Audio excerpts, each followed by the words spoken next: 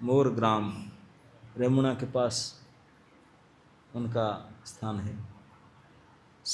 श्रीधर स्वामी जी बहुत बड़े विद्वान पंडित थे। धन्य से उनके माता पिता जी गुजर गए थे। उन्होंने पढ़ के बहुत बड़े पंडित थे, पंडित ब्राह्मण थे, इसलिए त्यागी भी थे,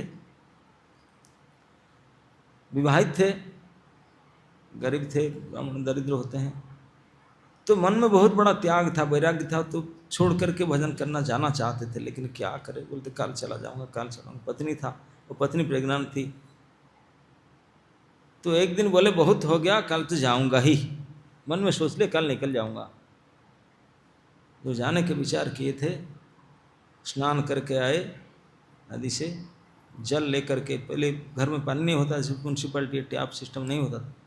मटका बहुत बड़ा, गड़ू बोलते हैं, ब्रास का, इतने बड़े कलसी, उसमें पानी स्नान कर लेकर आए। बोले पानी रखूँगा और खाऊंगा नहीं, तिलक करूँगा, बसूँगा, निकल जाऊँगा सीधा। पत्नी किसी को नहीं बोलूँगा, डिसाइड करके आ चुके थे, बिल्कुल कन्फर्म किए थे। अब आ करके स्नान करके घर में एंट्री किए, एक अद्भुत दृश्य देखे। छोटा सा कुटीर था उनका, एंट्री करके देखे उनकी पत्नी के देहांत हो चुका, क्योंकि तब तक नर्सिंग होम में जाने का सुविधा नहीं था। वो प्रेग्नेंट थी, डिलीवरी के समय था, वो उसको हॉस्पिटल लेकर गए नहीं थे, कुछ घर में नहीं थे। वो बहुत यंत्रणादायक प्रसव पीड़ा को सहन न करके वो मर गई थी। पत्नी के देहांत हो चुकी थी, लाश पड़ी हुई थी, और उनके पुत्र एक प्रसव हुआ था।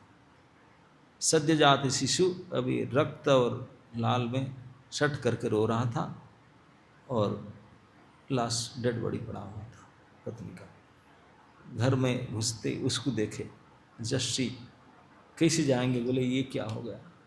मैं तो सोचा था जाऊंगा घर छोड़कर, लेकिन अब कैसे जाऊं, ये मेरा पुत्र है, पत्नी तो गया, और उसको कैसे बचाओगा, कैसे उनको जिलाना है, दूध पिलाना है, कैसे करूं, क्या करूं। बैठ कर सोच रहे थे, हे प्रभु क्या विडम्बना, क्या परीक्षा मेरे से, मैं तो कोई सोच रहा था, लेकिन ये समस्या में कैसे जाऊं, समाज मुझे क्या कहेगा, कैसे क्या कर सकता हूँ। बैठ करके सोच रहे थे, तो घास फूस का घर था, वो घर में जो छप्पर का घर था, वहाँ छिपकली था, छिपकली बोलते ना उसको, वो छिपकली नीचे गिरा। छिपकली नहीं गिरा, छिपकली का एक अंडा गिरा, गिर करके टूट गया।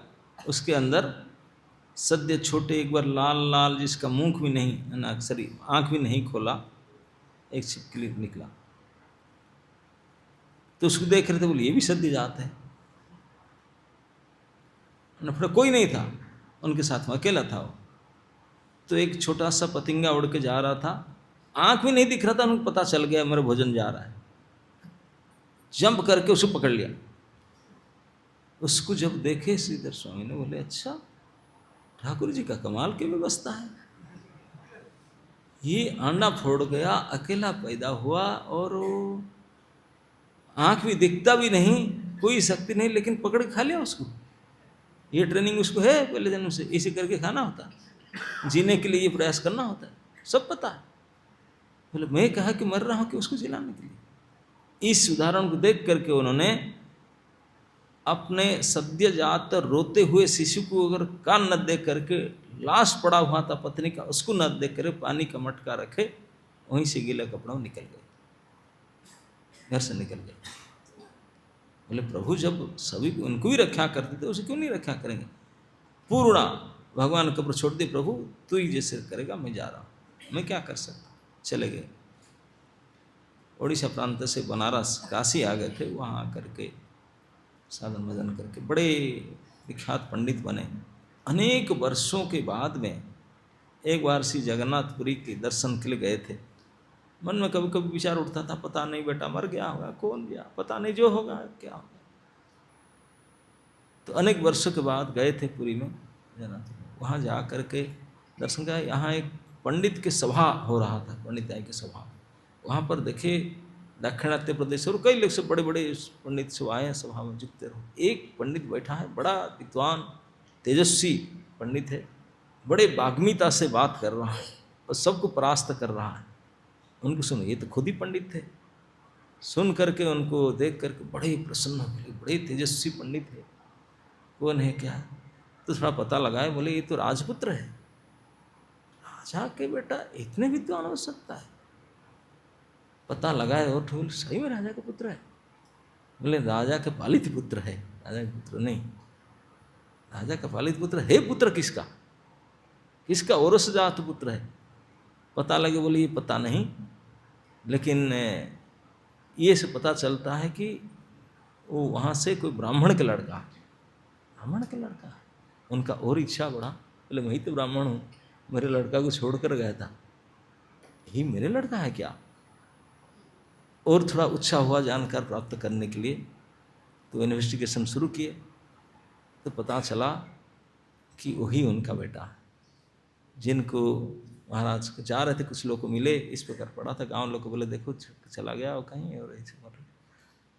तो उनको संस्कार करने के बाद उस सद्यजात बालक को राजा ने अपने लोगों के द्वारा उठा लिया था और राजठाट बाट से उनको पालन पोषण किया था। उनका पास दासियाँ धाई होते हैं, नर्स वगैरह होते हैं, उनको लालन पालन किए और राजभवन में रहा पूरी में।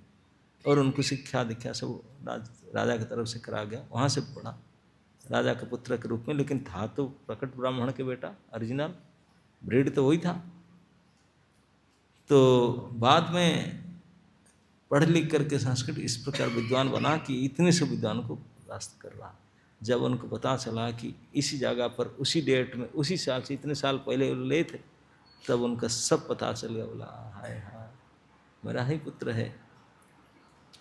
वापस गया जगन्नाथ जी के पास देखने को, जाके प्रणाम किया। बोले प्रभु अब मैं समझ गया कि आप ही सर्वसमर्थ हैं और आप सबको देखभाल करता है।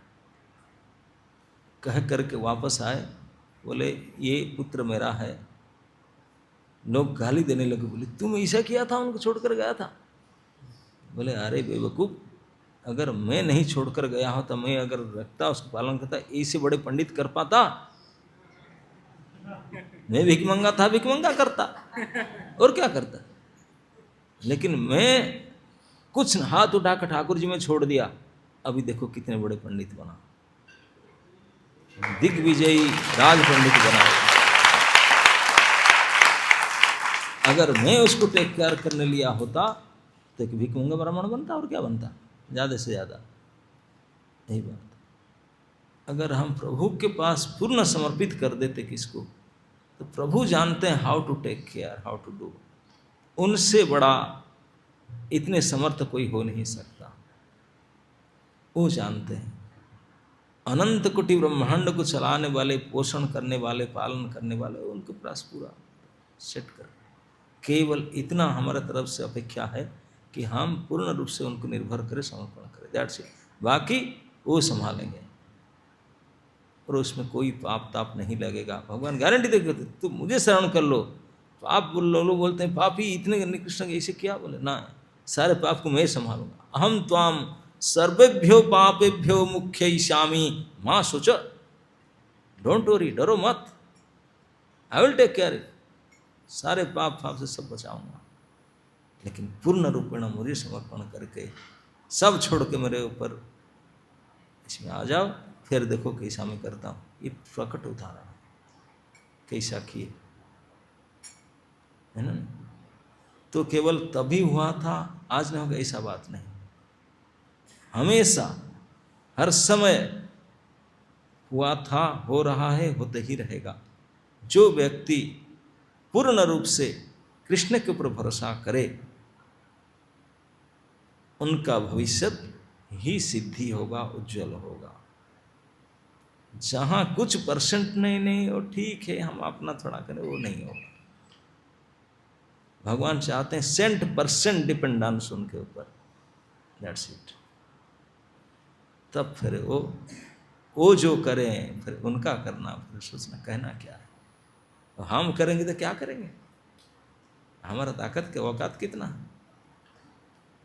तो इसलिए हमारा जितने औकात है थोड़ा बहुत उनको पूरा को पूरा लगा कर उनके शरणागत हो जाए, पूरे उनके समर्पित। यही समर्पित हो जाना, शरणागत हो जाना ही इस वैराग्य जीवन का, भक्ति योग का सिद्धि है।